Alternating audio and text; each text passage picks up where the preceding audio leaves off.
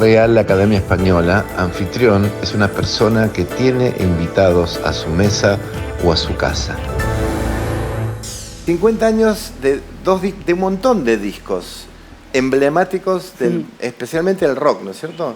O sea, en el año 73 sucedieron cosas increíbles, especialmente en la música de rock inglés, con el reflejo que tenía tan directo la Argentina, tanta influencia. Y no sé, me imagino que los Yankees habrán hecho un montón de cosas interesantes. Usted, maestro, arranque, por favor. Bueno, el disco del año obviamente es The Dark Side of the Moon de Pink Floyd, porque yo creo que le cambió la cabeza a muchísima gente, ¿no? Y es un momento muy particular en la historia de Pink Floyd y en la historia de la música, porque es el momento en que el genio creador de Roger Waters se manifiesta en todo su esplendor, ¿no? Toda esa idea. Se da cuenta que puede ser el líder de la banda. Que después transforma eso en un lío, pero bueno. Sí, y además elabora un concepto perfecto que tenía que ver con las causas que nos llevan a la locura, ¿no? Y además habla de la guerra, habla de la rutina cotidiana, de la insatisfacción existencial de la gente. Y todo eso lo pone en temas que son tremendamente atractivos desde el punto de vista melódico, desde el punto de vista de la interacción de los músicos. Yo creo que Pink Floyd nunca había sonado tan ajustado, a pesar de que hubo grandes discos como Meddle, como Obscured by Clouds. Ni hablar. Y el propio Roger Waters había hecho algunos temas, nos había dado algunas ideas a lo largo del tiempo. Por ejemplo, en el segundo disco de Pink Floyd, The Saucer Full of Secrets, había un temita que se llamaba Corporal Clegg, el cabo Clegg, que ya hablaba de los desastres de la guerra, porque el tipo vuelve con una pata de palo herido en la guerra y le dan una medalla. En Atom Heart Mother, el disco de la vaca, había un tema que se llamaba If, donde él hablaba de la incomunicación, de cómo no podía llegar a comunicar sus emociones. Y yo creo que un poco todos esos elementos en el lado oscuro de la luna se conjugan para hacer un disco magistral, ¿no? Que nos sigue emocionando hasta el día de hoy. Y creo que es un tema mundial porque estuvo 760 semanas en el ranking estadounidense. ¡Wow! Tremendo. Para darles una idea, Sgt. Pepper estuvo 300 semanas. Sí, señor. Impresionante. ¿Y vos, Pablo? ¿Qué agregar? Porque muy bueno todo el análisis, pero creo que 9 meses estuvieron en estudio para lograr ese disco. Y bueno, yo tengo la fortuna de tener un hermano mayor, que bastante rockero, del 56 él, y que lo trajo a casa el año que salió, en el 73. ¿Ya tocaba saxo vos?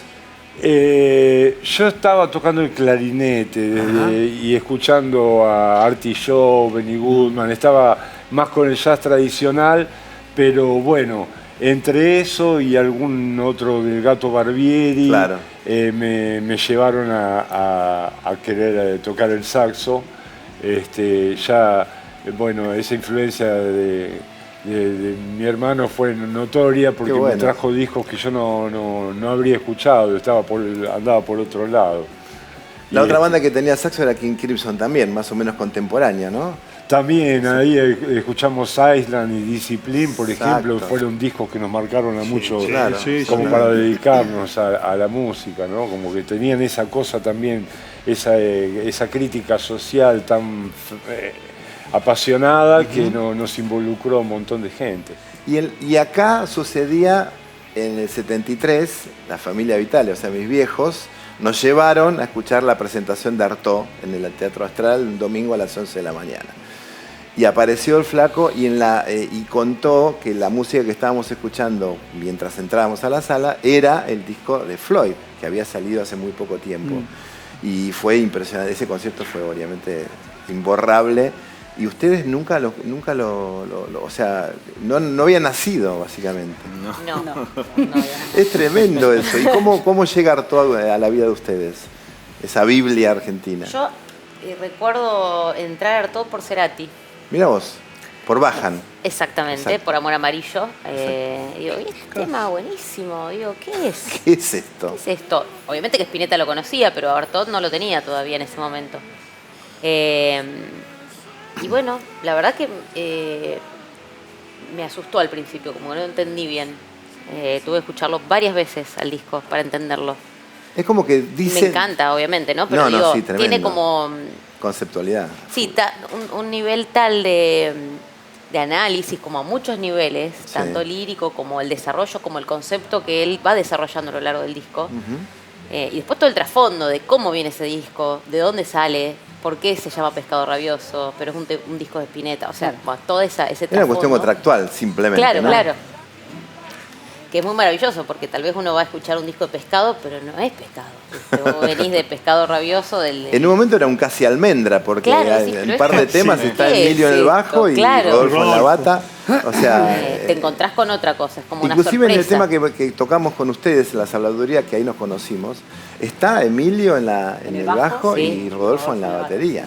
Vos escuchabas los bajistas, tenías como un ojo especial en lo que pasaba con los bajistas, o elegiste el bajo como instrumento así después de la viola, vos. Yo elegí el bajo porque me gustó juntarme a tocar con una batera y me gustó la sensación como física de tocar el bajo, ¿no? Y a partir de ahí empecé a prestar más atención, a reescuchar, digamos, la música, eso sentí yo, poniendo atención en cómo el bajo iba desenvolviéndose, digamos, en las bandas, en toda la música que yo había escuchado. Pues yo empecé a tocar el bajo a los 21 años. Y Artaud llegó en una época en la que pirateaba mucha música, digamos, que empecé a grabar los CD, que tenía como la grabadora de CD en mi casa.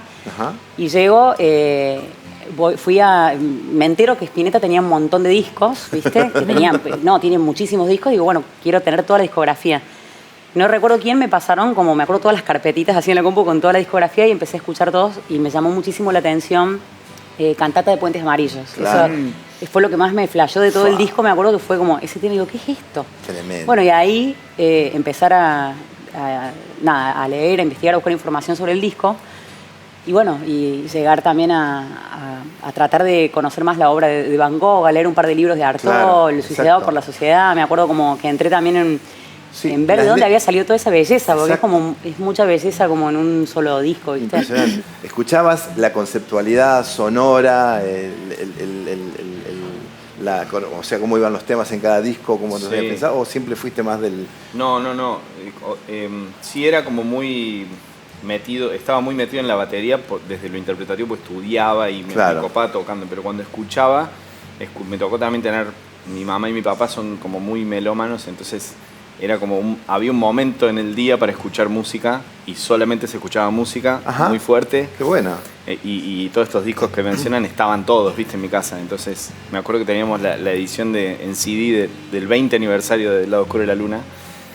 Ahora son 50. O sea, claro, ya era en 5.1 porque hay una versión que 5.1. No, ese era tenía como una cajita muy especial y todo, pero me acuerdo que los escuchábamos muy fuerte y hacíamos junto con mi papá este análisis de qué es lo que estaba haciendo cada instrumento y cómo se desarrollaban las ideas y las canciones. En esa época se usaba mucho también esta cosa como conceptual de que los temas se iban, digamos, no había silencio entre tema y tema, se iban conectando. Y eso siempre me fascinó. Y Artaud también, bueno, fue como descubrir otra música para mí. Fue como decir, esto también es música, ¿viste? Es una locura. Qué hermoso. De Artaud, un disco realmente incómodo, como toda la inteligencia. Como su tapa. No lo podés meter en ningún lugar, te cuesta, ¿entendés? Vamos a escuchar discos y bueno, por favor no traigas Artaud, porque en el colectivo lo hacen mierda. Claro. Hoy es un disco que no se puede decir malas palabras, perdón. Sí. Hoy es un disco que no se consigue, por favor vuelvan a reeditarlo, es carísimo. Yo quiero que la música en vinilo sea popular, porque la música en vinilo, hablándole a un músico y estando acá lleno de músicos chicos, yo respeto que te entren 2 millones de canciones en una cosita así, que no me da la cabeza para entenderlo, pero siento que escuchás como el fantasma de la canción en realidad. Si se pudiera difundir la música en vinilo, si todos los pibitos pudieran tener un Artaud en su casa, además de incómodo, sería un viaje a una parte muy intelectual de Luis Alberto que a mí me enamora perdidamente. Tremendo. Enamoraba tanto en un recital como fuera del concierto, sentarte a hablar de cualquier cosa. Exacto. Y decías, claro, ahora entendés por qué esta deformidad termina llamándose Artaud, digamos, fue una artista como muy integral. Ahora sale una edición de dibujos de el tipo que yo ni sabía que era un dibujante como para exponer así. Espectacular. Me parece que lo que nos arruinó la cabeza a todos fue esas cavernas intelectuales que encontraba Luis y que salía con una pecera en la cabeza a cantar El Mono Tremendo. No me corresponde por la época, pero salió con sus hijos, salió con Digo, el uno en términos de rock argentino, para mí, quien además me abrió las puertas. A Spinetta hubo una época que no daba notas, ¿se acuerdan? ¿No? Una cosa son los 25 años al lado de Pato y otra cosa es haber conocido a un hembrón, porque ya se pasaba de mujer en aquella época, Carolina Pelleriti, que hoy es una gran cantante, pero en aquel momento él salía con un cartel y no hablaba con nadie, ¿se acuerdan? ¿No? Que todo el mundo le quería hacer notas. Exactamente, y sin embargo suena el teléfono. Alicia Dayan me llama a mi casa, teléfono de línea, ring. Carla, Luis finalmente quiere dar una nota y es con vos. Digo, yo en términos profesionales me tengo que sacar el sombrero y tengo que dar dale gracias. Así se llama mi tema con Luis Alberto Spinetta. Carla, dale gracias. Bueno, eso desartó, ¿no? Toda su biblioteca, su impronta, su búsqueda, ¿en qué discoteca lo mete? Yo lo tengo colgado en la pared, chicos, porque venía con una funda especial. ¿Te acordás que venía con una funda? Con un agujero. La funda mía tiene un agujero para poner un clavo, porque fuera de cualquier contexto. Una obra de arte. Una obra de arte. Conceptual enorme. ¿Ibas a comentar de los dibujos? No, que digo que así como en su música, tiene dibujos como futuristas. ¿Viste? Como de un nivel de dibujo, de dibujante tremendo. Los autos, claro, como en su música también, ¿no? Esa especie de don, ¿no? Esa intuición para estar como un paso más adelante, ¿no? Esos artistas que están tremendo evolucionando. Y si nos ponemos a pensar en el año 73 que tuvo Spinetta, ¿no? Porque yo recuerdo bien que en abril del 73 salió el doble de Pescado Rabioso, Pescado 2, y fue una revelación, ¿no? Impresionante, un discazo. Además, era otro Pescado Rabioso. El primer Pescado con Bocón y con Black era un grupo más así visceral, más rockero y blusero.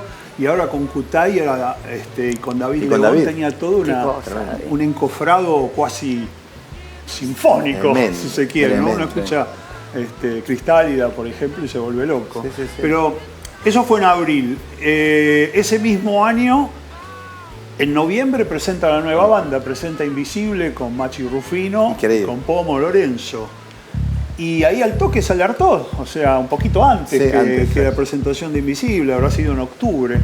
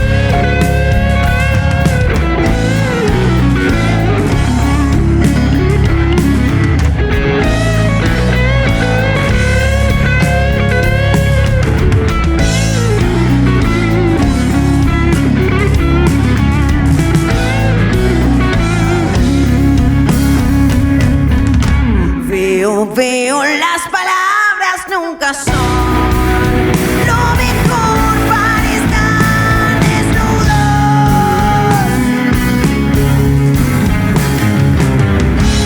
Y ni la anaconda es como el buey, ya no hay más reyes de la selva.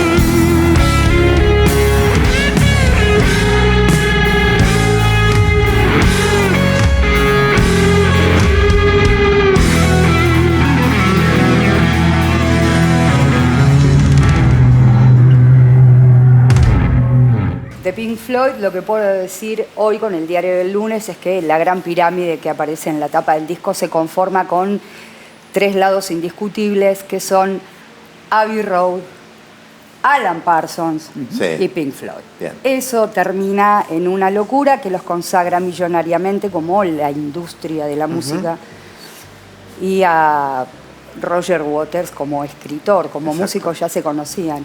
Lo que me parece tremendo es que estando los dos vivos, que acá siempre vimos una parte, no podemos ver un show de Pink Floyd. Pero ahora cada vez peor. Antagonismo en pleno siglo XXI, ¿verdad? La grieta musical en la máxima, una banda que con gente que sin ser fanática de Pink Floyd tiene a ese disco como su podio o dentro de su podio. Mirá si barrieron cualquier frontera, no puedan hoy juntarse a tocar, callarse la boca y tocar. Bueno, es una quimera increíble, ¿verdad? No, quiero contar una cosita corta, pero que tiene que ver. Hay un amigo del colegio que se llama Eduardo, del compañero en aquel entonces de Carlos Pellegrini, que es el puente entre El lado oscuro de la luna y Artaud. Porque era el amigo nuestro que compraba los discos importados. Claro. Porque en aquella época había que esperar 2 meses para que saliera el ejemplar nacional cuando se editaba. Entonces él siempre traía el disco importado, ¿viste? Tenía alguna manera de conseguirlo. Y The Dark Side of the Moon, recuerdo que lo escuchamos en la casa de mi novia de entonces, Susana, mi primera esposa, con él y con ella, y nos voló la cabeza. Y eso debe haber sido el 10 de marzo, una semana y pico después. Y hacia fin de año, hacia noviembre, que yo soy escorpiano, me regala, esta persona, Eduardo, me regala todo. Ay, Dios mío. Una revolución. Claro. O sea que para mí fue un año muy especial. Pero los 70 nos marcaron a todos. Cuando salen las botas por el continente, los pibes salen a cantar. La generación del punk es la década del 70 como respuesta a eso. Digo, si no vemos el contexto y la música por décadas, a nosotros nos toca hablar tal vez tan cruel como tan creativa la década del 70 que cumple sus 50, pero digo, bueno, pero sucede que en los momentos más duros de la historia siempre los artistas... que es así. Si no puedes escapar por ningún lugar, ¿por dónde carajo te escapas? Que los chinos tienen esa maldición que dice ojalá que vivas en tiempos interesantes. El 73 fue el año de la crisis del petróleo en Medio Oriente y causó un colapso total en la industria de Occidente. En Inglaterra estaba la semana de trabajo de 3 días. Y había cortes de luz programados, como los tuvimos acá en los 80. Y había una sensación de no future mucho antes que el punk. Cosa que Roger Waters refleja muy bien en Dark Side of the Moon, ¿no? Sí, qué maravilla.